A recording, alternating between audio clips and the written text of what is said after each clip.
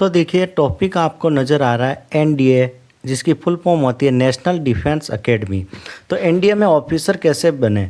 Army, navy, air force तीनों के लिए इसमें रिक्वायरमेंट होती है, रिक्रूटमेंट होती है।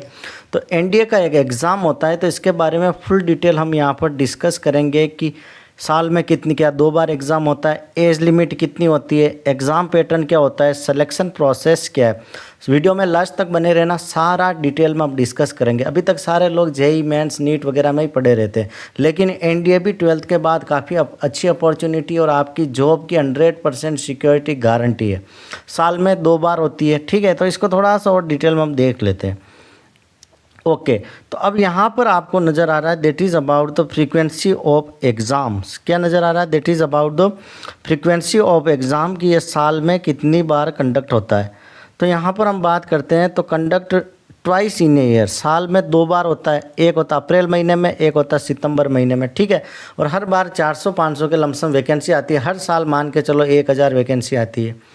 अब यहाँ पर हम बात करते हैं कि एज लिमिट क्या होगी, कितनी एज तक आप इसका एग्ज़ाम फॉर्म भर सकते हो, ठीक है। तो एज लिमिट की बात करते हैं तो 16.5 साल से लेकर 19.5 साल तक आप इसका फॉर्म फिल कर सकते हो। और एक कंडीशन क्या है, unmarried male and female candidate eligible. Unmarried मतलब शादी नहीं होनी चाहिए, ठीक है, कुंवारे होने चाहिए। ओके। आर्मी विंग 12th पास अपेयरिंग, नेवी विंग 12th पास अपेयरिंग। इसमें फिजिक्स और मैथ की रिक्वायरमेंट होगी अगर आप नेवी के लिए अप्लाई कर रहे हो। एयरफोर्स के लिए भी कर रहे हो तो आपके पास फिजिक्स और मैथ्स होनी चाहिए। आर्मी विंग में ऐसा कुछ नहीं है, सारे दे सकते हैं। क्लियर है? ओके। अब यहाँ पर बात करते हैं एग्ज़ाम पैटर्न की। तो मैथ्स का 300 नंबर का पेपर आएगा और जनरल एबिलिटी टेस्ट होगा जिसमें आपके साइंस और जीके पूछा जाएगा, वो 600 मार्क्स का।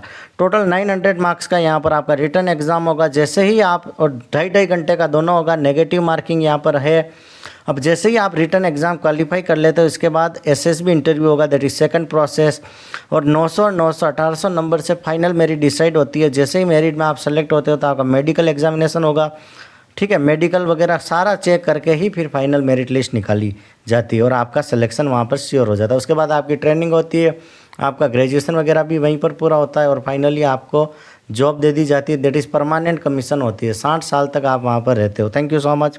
चैनल पर नए हो तो लाइक शेयर सब्सक्राइब जरूर।